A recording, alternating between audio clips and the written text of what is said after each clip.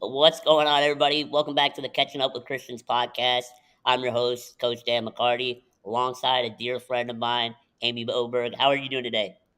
I'm doing great. That's awesome. Thank you so much for hopping on here with us today. If you wouldn't mind kind of giving the listeners a little rundown of who you are, what you do, and how you got to where you are. Sure. I'm actually a PhD student in psychology. I have less than a year left, which is awesome. So I have a biblical studies degree and I have a master's in psychology. And now I'm getting a psychology degree as a doctor, which will be really cool. So that's amazing. My journey into psychology turned out to be kind of something I fell into because our world really has changed. Our world really has morphed, and mental health has become huge. And we really have to figure out how to deal with mental health.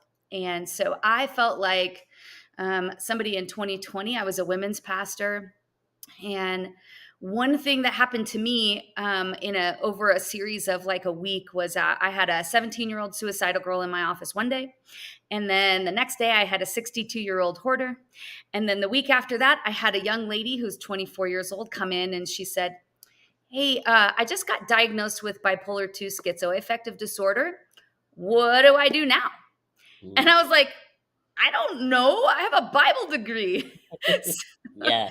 And so I realized that there was a huge gap in my life of understanding what was going on in our world in 2020.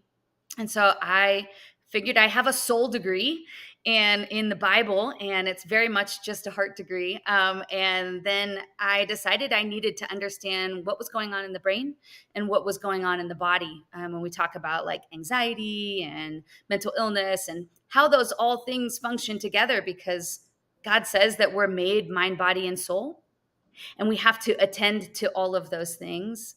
And so now I feel like I'm on this track of understanding mental health in a whole new way. And I get a bonus of understanding all the mental illnesses and all of the abnormal psychology that's out there as well. And so I am a counselor in town here in Kingman. And so I stepped out of my ministry role into opening my own business to help people and to help fill the gaps within our city, which is a very small city. I'm in Kingman, Arizona. And so I opened the Hope and Health Hub. And my goal was not necessarily to sit with people, but to figure out how to lead leaders so that we can bring care not only to our church leaders, but to bring more information into the workplaces and schools and Christian schools. And so I actually teach at a Christian school once a month. I've taught at multiple schools. I've taught at the county. And so I see myself more teaching workshops and leading and teaching environment. And as much as I do sit with people one on one, that's not the end goal. I'm getting a PhD. So that's more research and writing books and stuff like that. So that's kind of where I've landed, where I've put two mental health journals out this year. Wow, that's amazing. I mean, there's so much to unpack there, which I'm really excited to. But honestly, it just comes back to this mindset that I feel like you have, that's just serving, right? Yeah. Giving back just of what God's been able to teach you in your life, and through experiences, and I'm sure hardships and different aspects of your life that has also led you to want to use your testimony and your story, your experiences to also to then help other people through their journey. So I love that. That's super inspiring. Before we dive into those lovely things, love to just kind of tell the listeners how we know each other. It's this goes way back. I kind of know the base story. Mhm. Maybe you could give a little detail of what I don't know, but from my perspective, between you and I mean, it was when I was I want to say 8 or 7, which now is 14 years. I'll be Mhm. 22 in November here. And I believe there's my dad and your husband, Mhm. and you all something in the electrical engineer or the electrical lighting world. Kind of came across tracks at some point, but between you and I, because of that relationship with my dad and my parents, you ultimately did a really powerful thing early on that was a pretty significant part of my faith walk. Right. For the listeners know this, I'm huge into music. When I'm talk about music, like last year, my Spotify Wrapped, I listened to 170,000 minutes of music. Like I love my music, and at that time, I was really big into artists like Audio Adrenaline, Toby Mac, some really influential people in my life in the music world at that point, and I had recently had a video when I was younger that was taken of me. That was like a day in the life, basically, of a child with my disability. And I was 6 years old. At that point, Amy knew that I loved music. She knew that video was made, and at some point, she was like, "Hey, I know someone that knows someone that might, be able to get you to meet some people, and I know you like the music, so let's see what happens." So I don't know much happened on that end, but I know from my end, I was just like an 8 year old. I was like, okay, sweet. I show up at this time. I get to hear some music. Maybe I meet somebody great. Like, this is cool. But I look back at that moment now and how much it's influenced my faith walk, because I tell Mm, people, the way I connect with God the most has been through music. And one reason is I have ADHD, so my mind goes wah, wah, wah. So mhm, reading the Bible, I love it, but I struggle with that sometimes. Just keeping my mind focused, right? So I typically listen to the Bible, but music, when you're laying in a hospital bed and you're in so much pain or discomfort, and you have nowhere else to turn, and the only thing that can really just give you a sense of peace, of just like calming you down, is like a song or a worship song or an artist specifically. It's different, like my buddies to this day will tease me. They're like, "Bro, you getting into it tonight at work?" I'm like, "Dude, when you're like I said, when you're in a hospital room, there's nothing else to do, and a song comes on that you resonate with, and you can feel the presence of the Lord upon you in that area. It's different." So it's a really significant moment in my life, and I'd love to hear your perspective on kind of what you led you to do that ultimately. Yeah, from your perspective, absolutely. Okay, so this is such a cool story, and I'm so excited that I got to be a part of it because you're totally right. So, my husband and your dad knew each other from the lighting industry, and they worked together at, I think, 2008. Like, it was a long time ago, and we've always kind of stayed connected. And then, of course, your sister and my Yep. daughter were very good friends. Hmm. And so that's like this cool connection that kept our families together. And I had the pleasure of randomly meeting Audio Adrenaline. And so we ended up at dinner, and that connection kind of stayed together. And then about a year later was when I found out that you really liked Toby Mac and Audio Adrenaline, and just so happened that they knew each other. And I just made a phone call and said, "Hey, um, we're going to the Toby Mac show, but this is Dan, and he would love to meet you." And so they set the whole thing up, and you ended up going backstage, if I remember correctly. I did remember, and Toby Mac shouted me out that night too. I remember That's that. right. And I Yep. was in the crowd, when he was like, "Hey, Dan the man." So it Yep. was so cool. Very cool connection. So No, that's so cool. I think like we said, just kind of who you are as an individual and who Christ calls us to be is serving and really trying to be the light for others. And like I said, like in that moment, you might not realize what that seed is gonna flourish into. mhm, And from that moment, I still cling on to faith Christian music to this day, right? yeah. In the hard seasons of my life. And I think those roots that you plant early, I think have such a significant impact, and you just don't know when, right? And I think to all the listeners, I think it's just a great example of do the right thing. And if the spirit's leading you to do something, and you might not see the benefit right away, maybe you'll never see the benefit till you're in heaven. But ultimately, that's what God's gonna want you to do, and because that's being more like Jesus. So that's a really significant moment in my life, and I'm extremely thankful for that. It was wild. I was going through the pictures the other day, just because I was like trying to. I knew I was gonna have you on. We are gonna bring up this conversation. I was like, man, I'm so small, and like Toby Max holding me up on his shoulder like this, and but that was such an amazing moment, and I really appreciate that. So let's kind of dive in here a little bit more about you know what you do now, and ultimately, I know um, you had a variety, if I'm not mistaken, kind of careers or paths before you led into what you're doing now, and talk about maybe like I know you mentioned a couple experiences in 2020, but maybe go even further back where you felt kind of the call to the ministry. I know it's the Yeah. ministry within your church and kind of how God used some things in your life to lead you into a path of just serving Him and others that follow Him. Yeah. So I've been in kind of, I think that I was the person who said, I'll never be in ministry because I was a pastor's kid. So, you grow up as a pastor's kid and you're like, oh, I'm never going to do that. And then all of a sudden you find yourself staying.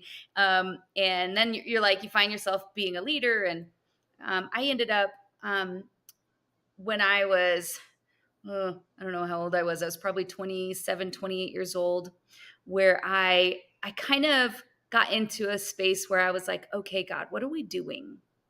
Mm, And it wasn't until I was about 29 where God was like, "Hey, this is kind of how I want you to go." And I I ended up going to my church and trying out for the vocal team. And I'm already a worship leader, and so I led at lots of different churches, and um, I didn't make it.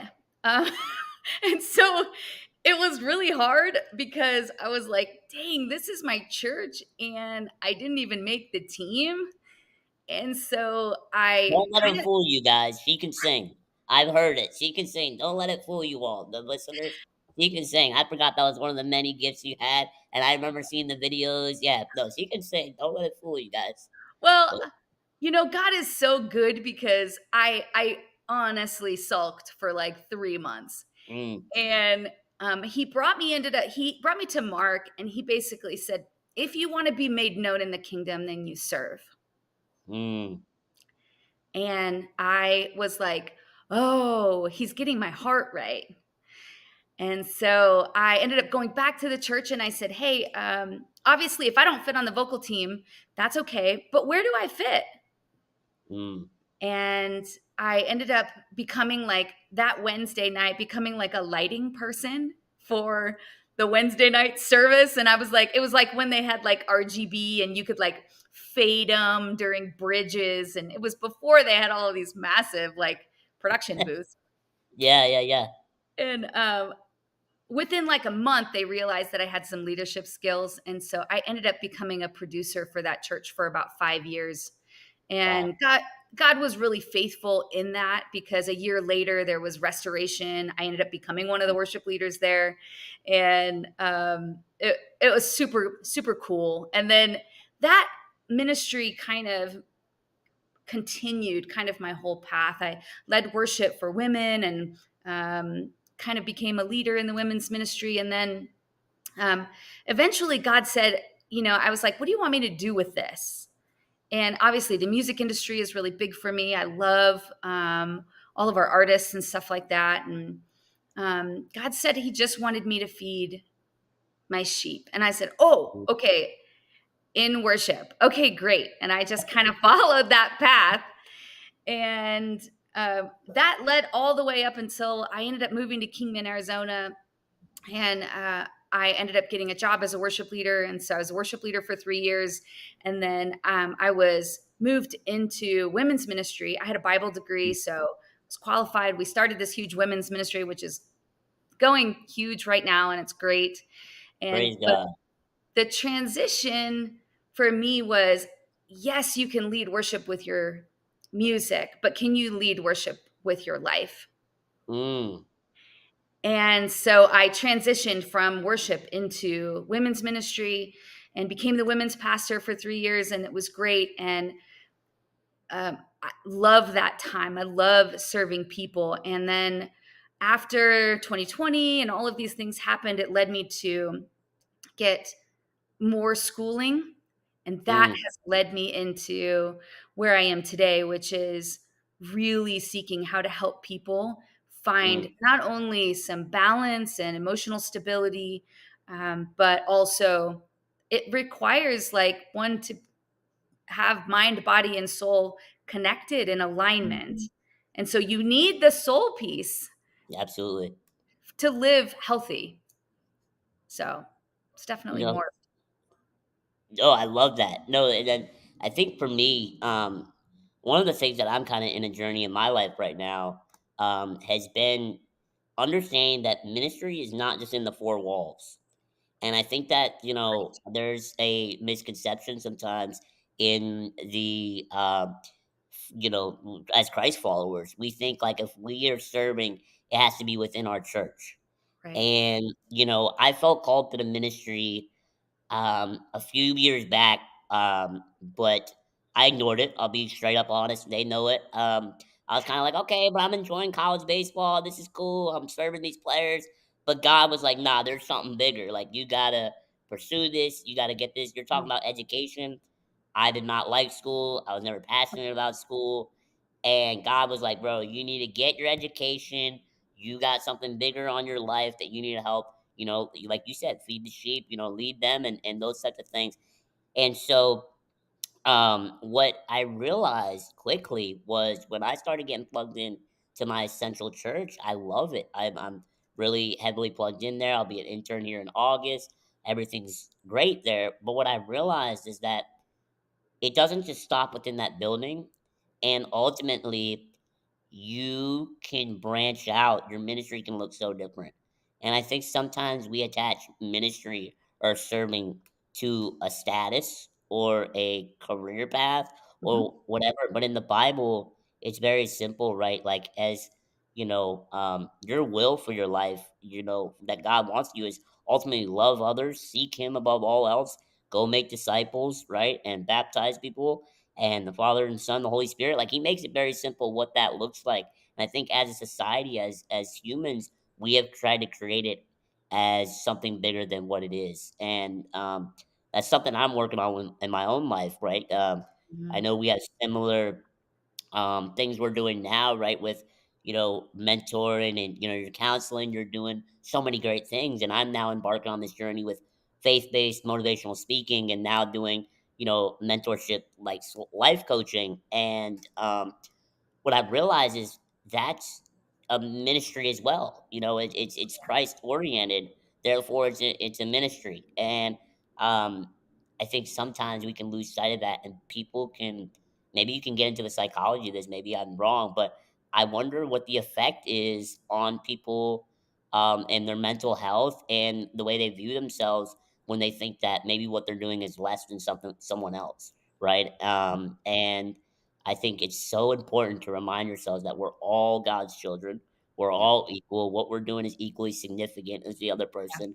If we're, following God and loving people and loving Him, and our ministry can be anything. It doesn't matter your career. It doesn't matter where you're put.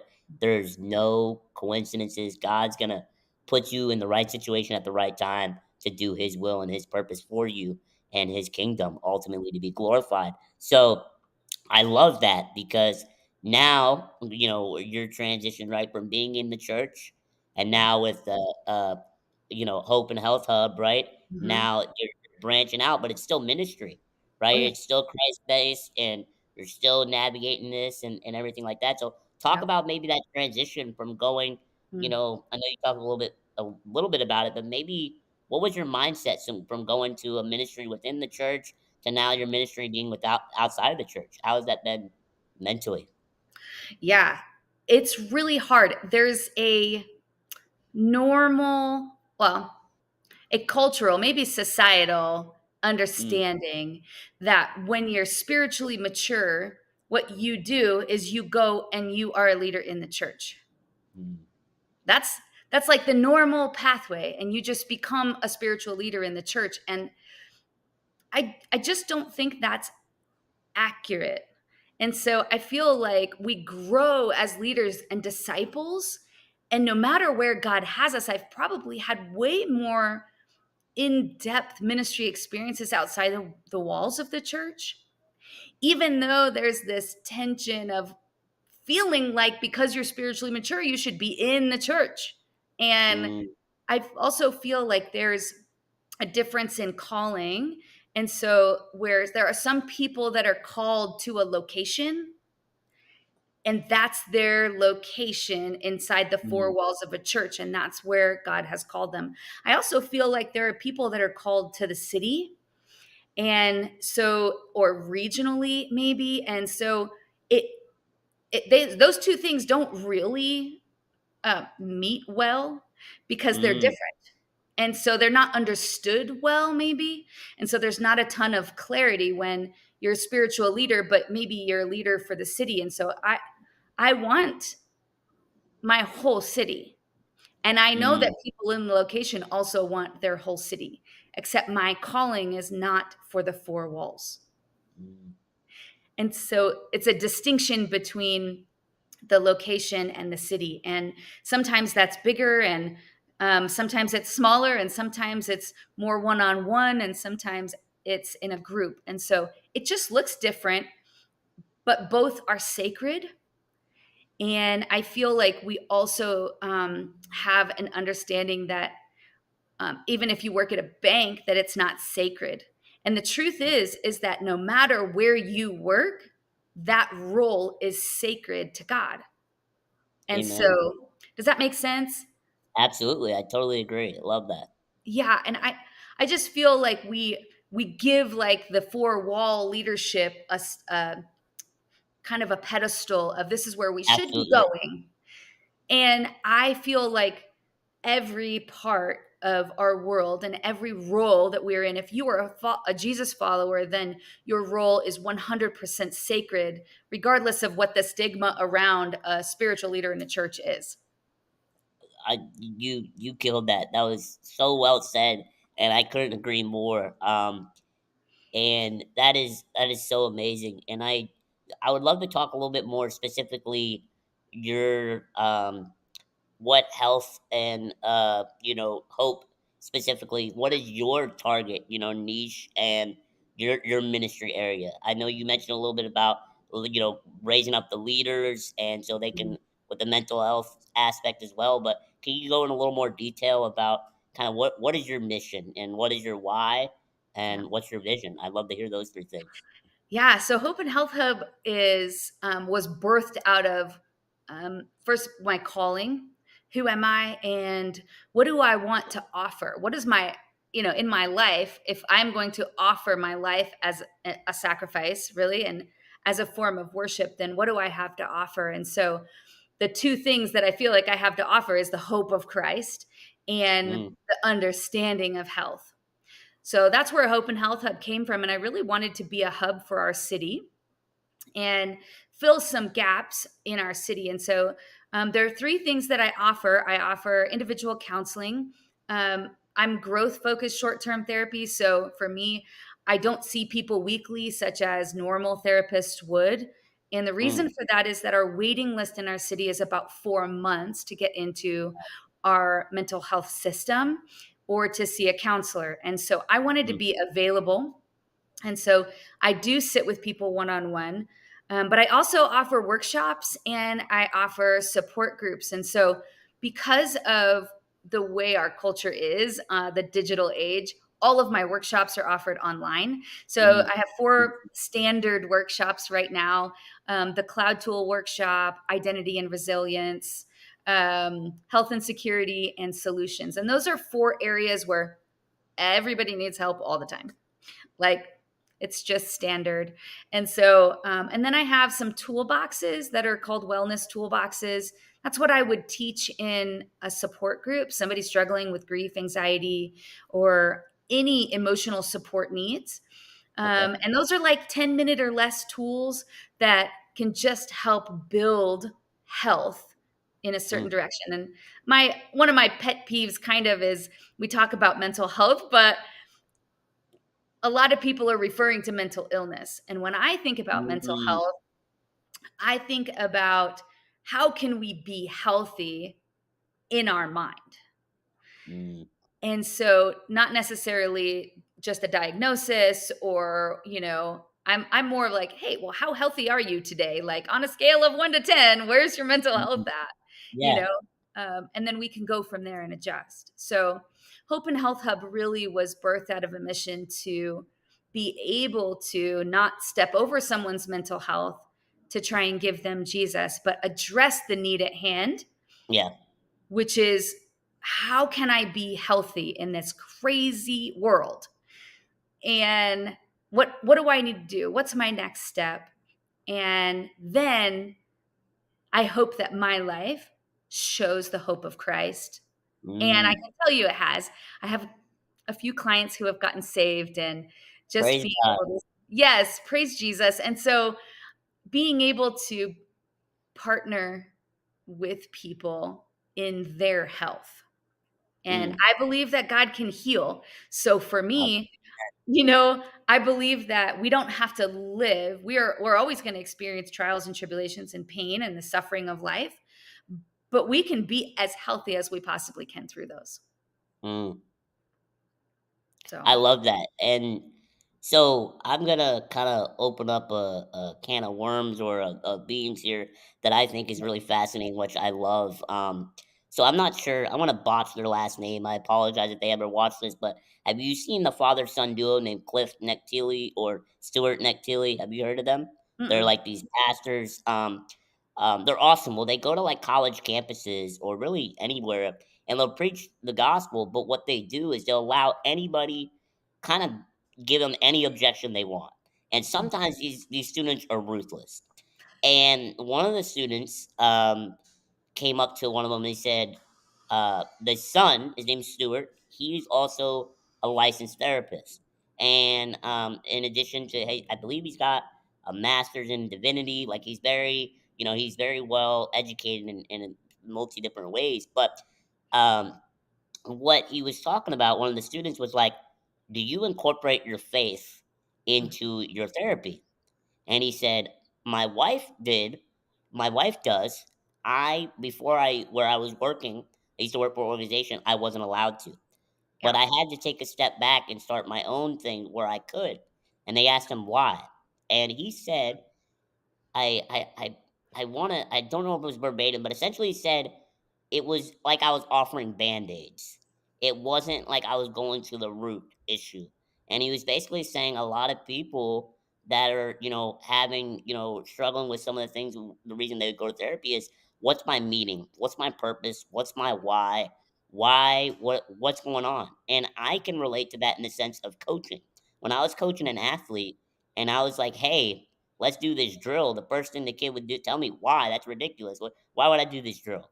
But if I said, "Hey, you want to hit some doubles tomorrow? This is going to help you get your backside activated," or whatever the case may be, it's going to benefit you. And so, we talk about incorporating your faith, right, to Christian counseling, and Yeah. how you really get to address ultimately what the healer. You said Jesus can heal, right? I believe that as well.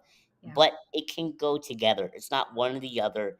And I Yep. believe that if you look at it from a biblical perspective, they are intertwined. And I love that. So talk about kind of how you intertwine your faith into the counseling, if you wouldn't mind, and how Yeah. that goes in the process through maybe what a session would look like, if you don't mind. Sure. So I want to back up and talk about the relationship between like the spiritual world and psychology. Um, Mm, and the reason why is because it's important that we understand what we're actually up against. And I did not grow up in an environment where psychology was utilized at all. No Mm, secular counseling was really, and I want to say allowed. I want to be generous there, but there was just no space there because I was a pastor's kid where we did believe that the Bible could heal, but there were also not very many Christian counselors.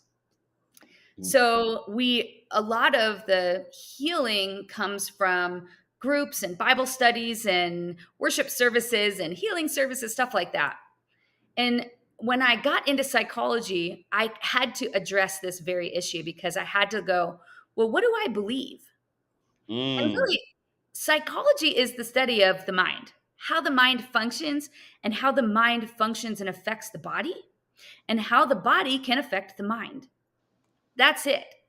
The problem is that we in the 40s, when well, let's go back. 1880 is to the 1920s, where Freud came in, and he was kind of a perv, and so he kind of wrecked a lot of the 40s, 50s, and 60s, the movement of humanistic psychology, where it came in, and so many people got spiritual, and the fanning out of psychology really hit the church sideways.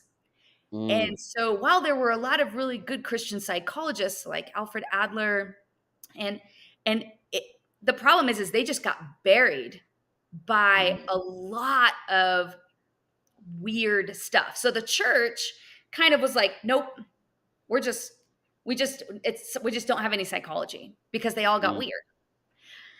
And the unfortunate part is we missed a lot of like the understanding and the tools that were necessary to unlock brain and body to combine with the soul.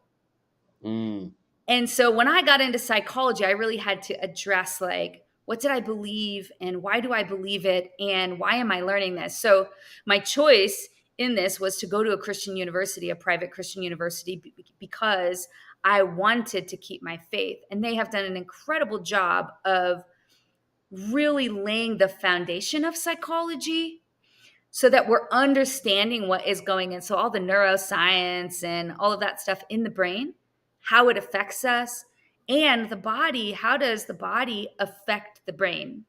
And so, coupled with a biblical studies degree, it's like this incredible trinity of information that really affects us every single day, and it's dynamic. The problem is that we can't, let's just take a body problem like fat. Okay? We can't pray away our fat. It's amen. Yeah. it's it's an impossibility. So, we also can't pray away anxiety. Mm, And so God calls us not to be anxious, and prayer is definitely part of the tool set that we need. But we also have a body issue and a body problem that we have to deal with, which might be caused by a brain issue, which needs a brain mm, solution. So we yeah. have soul solutions, right? That have healing, and we have mind solutions, and we have body solutions. And all of those things function as one whole, healthy human being. So, what that looks like in a counseling session is what needs to be addressed. Do we have a Mm, mind belief problem? Do we have a conviction issue? Or do we have a body issue that's really affecting us? And so mm, my job as a counselor is to like assess and evaluate, what are we really dealing with? What's the root? And so there are some people who have a conviction issue and they don't know where they fit and they don't know truth. And that needs to be the first thing. And then we have like bad thinking systems and all kinds of stuff in our brain. And then we also have anxiety that needs to be dealt with, and tools, just regular therapeutic tools to be able to, like, how can I connect my brain and my body together? Like breathing and, like working out, stuff absolutely. like that. Yeah. No, I mean, this is, I'm so happy we got in this conversation because I love this. Yeah. As someone who is disabled physically, Yeah. I think there's so many things that go in alignment with psychology, mental health, physical health. like you said, it's an all together. It's a trinity, right? There's everything spiritual, and why I think this is so amazing is because I think about this parable that like I've always like my dad would always tell me all the time because I would be this stubborn kid that like even if I had pain, I just would push through it. That's just what I did. I was just like, you know what? I'm gonna keep going. But Yeah. my dad would always tell me this story. He's like, dude, he's like, it's a story about the two boats and the helicopter. He's like, this guy's in the water drowning, right? And he like he's dying, his boat comes, right? And they're like, hey, you need help? He's like, no, God's got me. He's gonna come save me. I'm good. Boom, another boat says the same thing. No, I'm good. I got, God's gonna come miracle me. He's gonna do it. Boom. Great. Helicopter's like, bro, you're pretty much dead. Like, you need some help. You're like, no, God's gonna come down and get me. The dude dies and he's like, yo, God, why did you not save me? He said, I did. I sent Mhm. you two boats and a helicopter. And I Yeah. think why I bring this up is there's so many resources. People are like, God's gonna perform a miracle. What if his miracle is by you going to meet that therapist that's Mhm. faith based to help you in your situation? Or what if your Yeah. miracle is going to see the doctor and to get the cancer treatment? I believe in praying away. I believe in healing. I believe in those things. But I believe we also have to put ourselves in a position to receive a miracle, right? Yeah. I believe that God can perform miracles. I've seen it in my own life. I've seen it in other people's lives. My dad would always make this joke. He's like, Jesus isn't gonna come down here and magically miracle you something if you're sitting on the couch eating Doritos playing Xbox. Like, what are you doing to get yourself in a position to receive the miracle, right? And I think it's so important in this aspect in the mental health world because and in all aspects of life, that guys, like we all are Christians, or if you're not a Christian, as believers, we believe we serve an all knowing, all powerful, all loving God. Yeah. But I believe He's given us so many resources and the free will to be able to access these resources that He is given the gifts and abilities to individuals in education to serve His children. And Yeah. us being defiant in trying to do different things by not working through these things is ultimately we're harming ourselves and putting limitations on God and putting God in a box. And so Yeah. I just love that you are on fire for this and making so many amazing changes in people's lives, which is amazing. Yeah. And one of my, inspirations is always, in this aspect that I'm in now with the motivational and inspirational speaking and kind of mentoring. My journey with people right now is where I'm at, and maybe you can understand this a little bit too, is I believe there's a lot of people out there. I'm just going to use this example. Like, I love helping people with disabilities journey through doing the best with what God gave them. Yep. I believe that there's a lot of great advocates out there that are trying to work with the government to make better ADA laws, or they're working with different nonprofits. But I don't see a lot of people that are helping people with disabilities today. How are you going to do the best with what you're Mhm. given today? What I mean by that is like, okay, let's say 25 years down the road, great. It's a perfect all-inclusive world. I still Right. doubt that's the reality, but what can we do today to help these individuals navigate the journey and the challenges that they're up against, looking Right. at it through biblical principles, who God's calling them to be. Right. And I just love to hear what you're doing because it's a similar avenue that I feel called to as well. And as far as the psychology and the mentoring slash, like I've even thought about getting, doing Christian counseling down the road as well. Yeah. But I just so thankful you said that because I see these videos sometimes on social media, or it's just like, just gotta pray harder. You just gotta, or you just gotta be better and all these other things. And it's just so sad that like that's not the Yeah. reality. Like, it goes together. Prayer, like you said, can help, Mhm. but God gives us resources like people like Yeah. yourself and medication for the ones that need it and other things, right? To Yeah. be able to work through these things. But I'm so happy that you were able to dive into that. Now, the next, question or topic Mhm. I'd love to kind of dive into is so you're doing the Hope and Health Hub Yep. now. I struggle with this sometimes, and we're similar in this way, I'm sure. is we're pouring out to people constantly, right? You're probably having to hear some heavy stuff, right? I'm in the care ministry where I'm at my church, and there's week in, week out, I'm hearing some like, wow, okay, like Lord, I need you to come into this moment with me and the individual. How can Yeah, we navigate this? But how are you filling your cup up while ultimately other people pouring out onto you, right? yeah, And what does that balance look like for you? What are some things that maybe that you do to keep your cup filled when you're serving others? yeah. So this is a great question because um, I really believe in caring for the ministry leader's soul. And this is it's so important. And as I said about being able to worship with my life, if I am not living as an example of the things that I'm teaching, then that's not okay. That would come across as hypocrisy, right? So so I have taken very seriously in very like heart conviction, emotional stability. And Mm, so emotional stability in and or mental health is social, emotional, and physical. And so for me, I have some pretty strict boundaries in my life when it comes to my sleep, my eating habits, my hours that I work.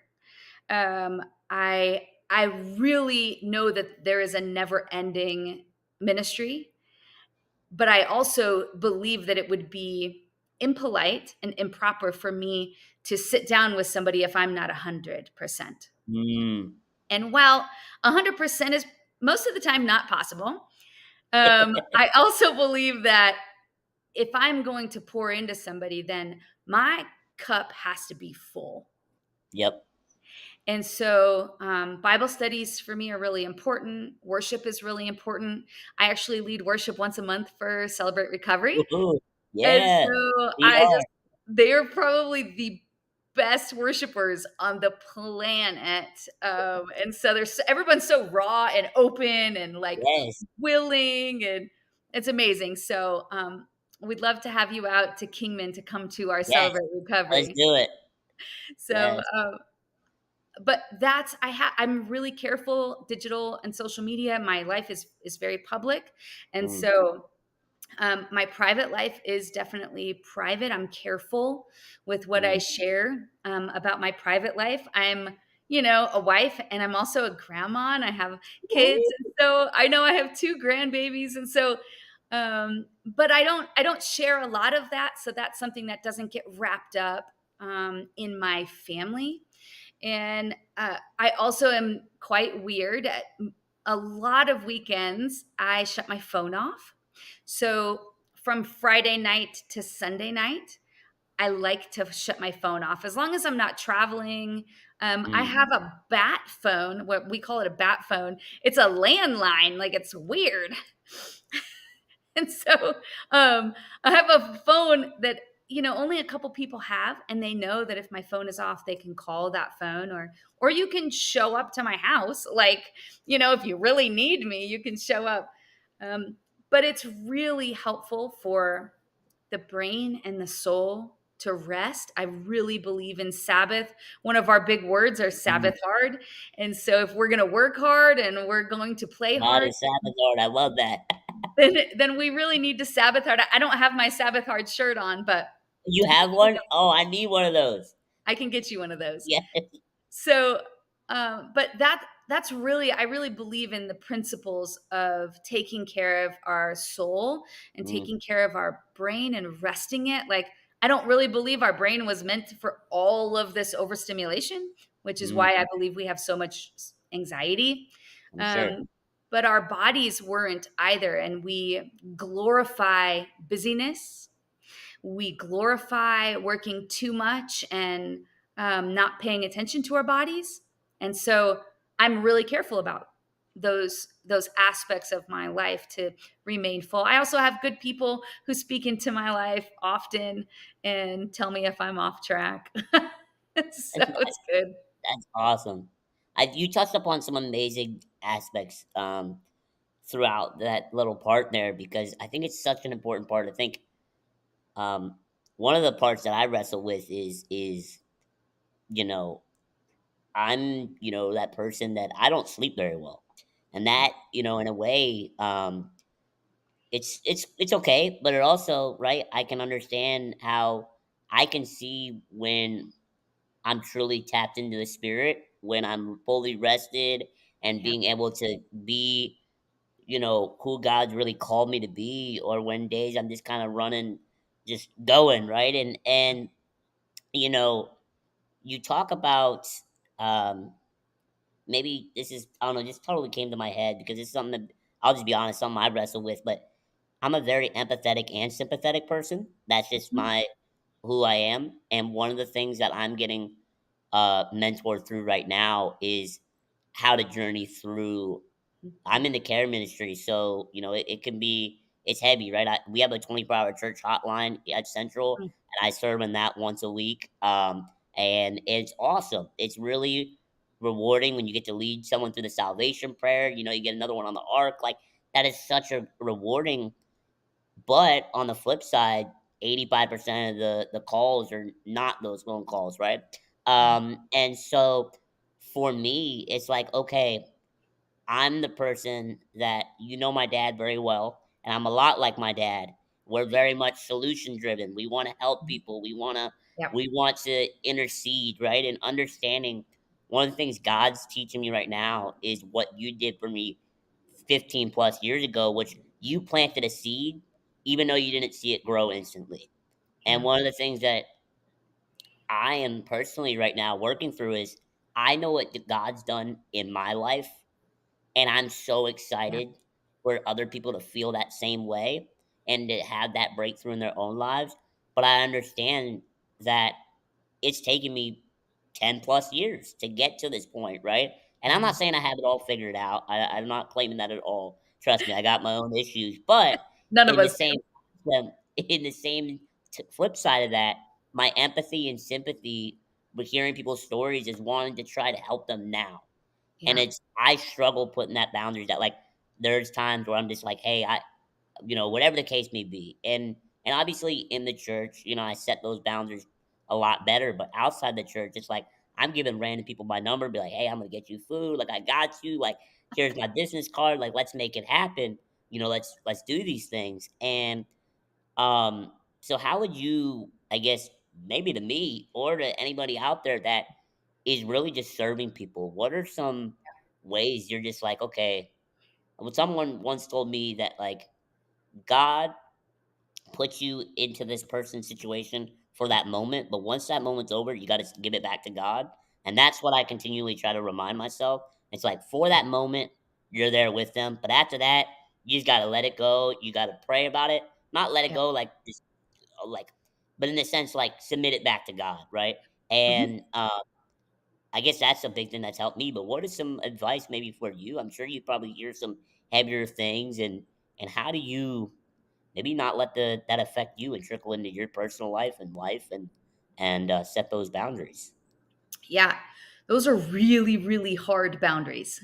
So it's a learning curve. So give yourself a little bit of grace because you'll get better at it. The closer you get to God, you get better at it, and Mm, but some of the stories get harder. So that um, part.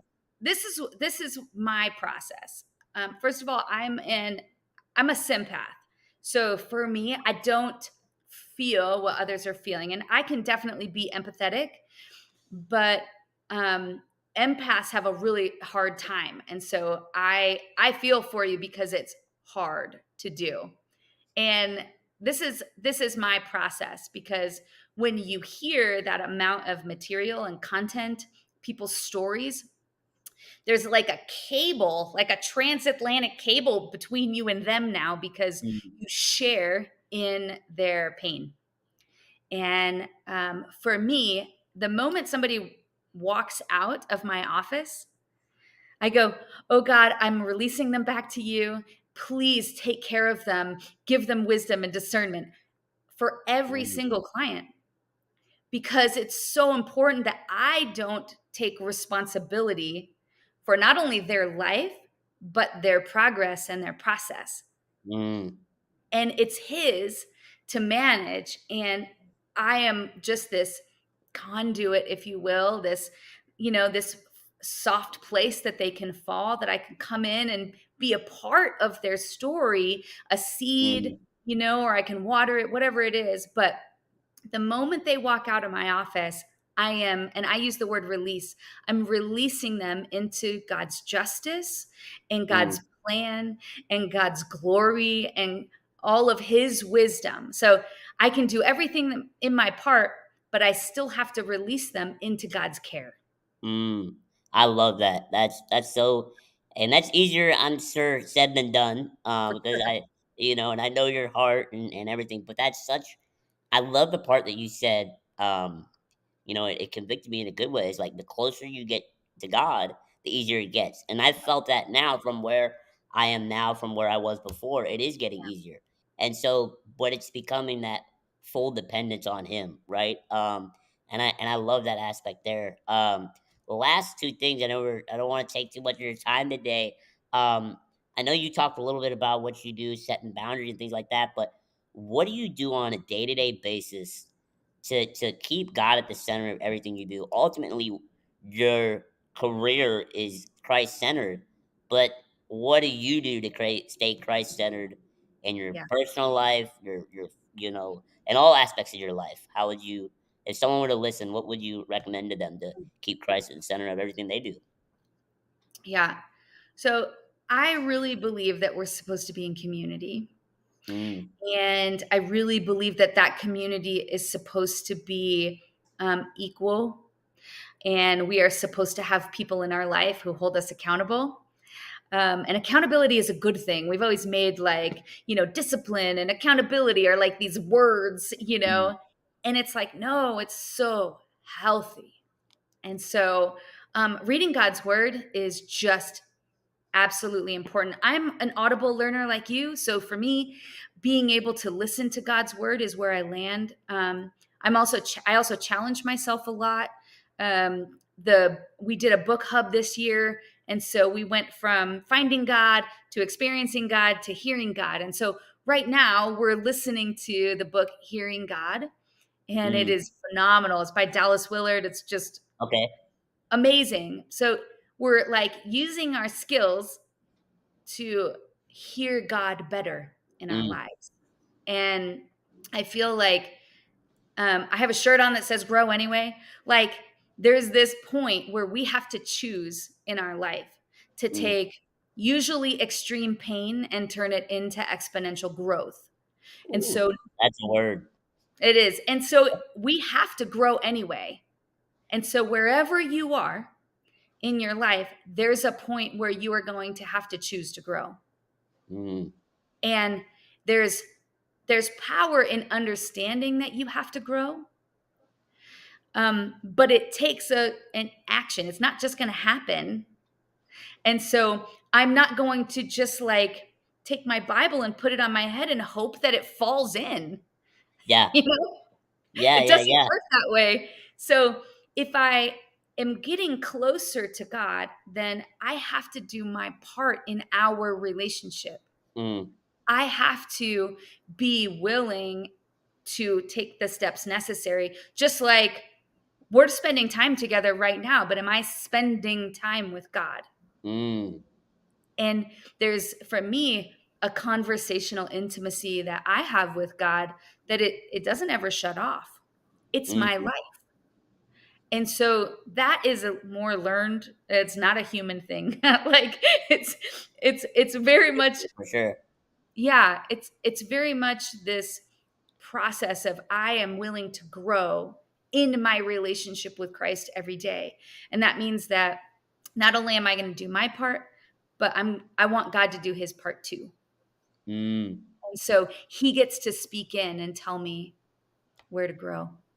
That's that's awesome. I love that because really taking a step back and removing your pride, right? Like I'm in my men's Bible study and we're in Romans right now, and like the common theme that's been coming up for us is just like denying the flesh, removing the pride, right? And I think you know when you are leaning into God every day, you're reminding yourself that it's not you, it's him that you're dependent on, right? Yeah. And I think that's such an important aspect to being able to just live a life that God wants you to live. Yeah. Um, which is such a great point. And talking about that accountability, I'm in the Mhm. season right now where I just got my spiritual mentor. I God revealed something to me like a month or so ago. He's like, dude, you're pouring into so many people, but who's pouring into you? And I Mhm. look back into my life and I'm like, I've always been a leader. I've always coached. I've always been in a position to lead others. I've never, besides my parents and besides my direct relationship with God, I never really had anybody pour into me spiritually, right?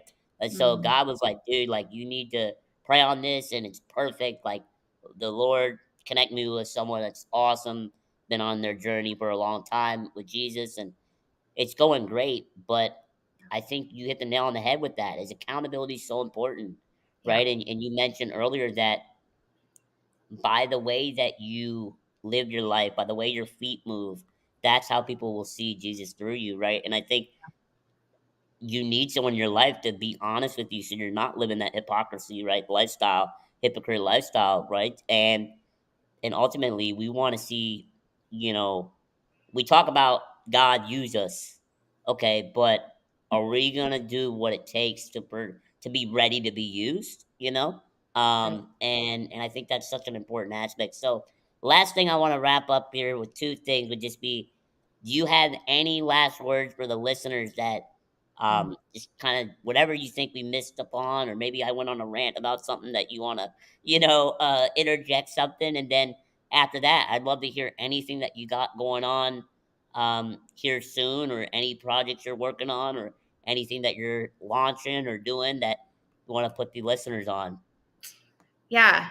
Well, I just super appreciate your candor, and I feel like this topic, the spiritual world and psychology, is kind of misunderstood. And so I so appreciate your ability to articulate, number one, what's going on in the church and ministry, but also what's happening outside the walls. I just think it's really important that we give it value and the value that it deserves. And so I super appreciate that.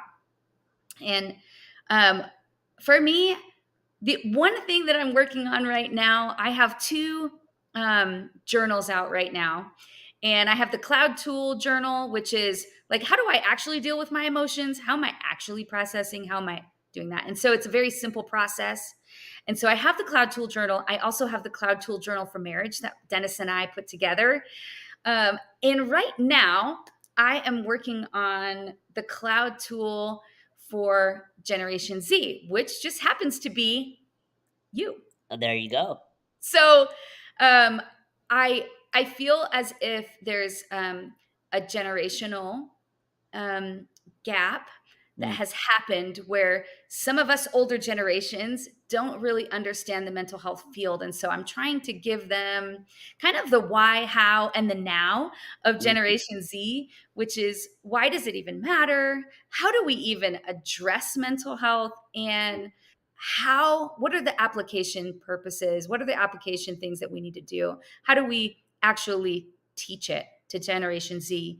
And so it's a dual purpose journal. And so I'm collaborating with a few other people to really just understand mental health better and give some language to not only for you, but by you. So I'm working with other Gen Zers to make sure that it is something that we need mm, to work on together. Because I just believe that intergenerational um, needs to happen, mm, that we need each other. And so we need those people that are pouring into us, and we also need to be able to pour into the next generation. And so if that's the case, then I need to understand mental health, but so does every other parent.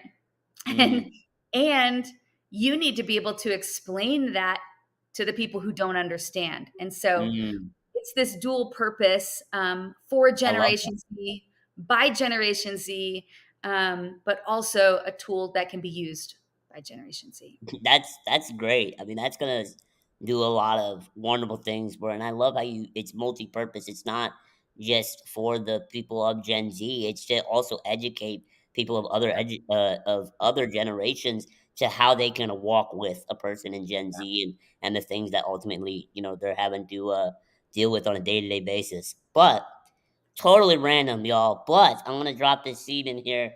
Squirrel moment. Speaking of Dennis, my dad always says this, and I still pull it out every once in a while. I want to know if he says it, and my dad will giggle and go, "Ha ha, that's funny, but funny don't make it right." Does he still say that? My Yes, he still yeah, says that. he says it to my dad will say it all the time. He'll always be like, my good friend Dennis would always say, "Ha ha ha, that's funny, but funny don't make it right." And so that's like our old joke now too. I'm like that we say that all the time, but I love that's it. awesome. Well, we really appreciate you taking your time out of your day. I know you're so busy doing so many great things, and just it's beautiful to see when someone is being led by the Spirit, but Mm, also being obedient, right? yeah. And I think that's the biggest thing, and just to anybody listening, guys, like use her story and what she's doing on a day to day basis to, yeah, we're all wrestling with different things, but use your story that you have as an individual to go make a difference. Be a Yeah. vessel for God. You don't have to have it all figured out. Look at your past, look at the things that you've experienced, see the gifts you have, and see how you can serve others in whatever capacity you can. And I think Amy's a wonderful example of that, and we're just super grateful to have her on the podcast today. And ultimately, I'll just pray us out here. I pray out of all of our episodes. I just think ultimately we do this for God's glory and Mm. to educate His believers on how we can grow together. So, um, Lord God, dear Heavenly Father, I just want to thank you for this opportunity today. God is thankful for the family friendship of Amy's family and the Obergs and all the things that they've done in our lives, but all the things that she's done in other people's lives to serve you and give you the glory. But ultimately, Lord, there's so many more people that she's going to be impacting throughout her life, leading them to you and just journeying with Jesus alongside these individuals that need that assistance, God. And we just thank you for being able to tackle some subjects today that just aren't talked about enough, but still deserve to be talked about, that need to be talked about. Because, God, we know that if we aren't going to be the hands and feet, who are? And we are just thankful for the opportunity to be able to be the vessels for you. Just thank you and praise you, and for all the things you have done, all the things you will do, and everything you are doing right now. And in Jesus' name I pray. Amen. Amen. Thank you Hey, so much for having me. yes, of course.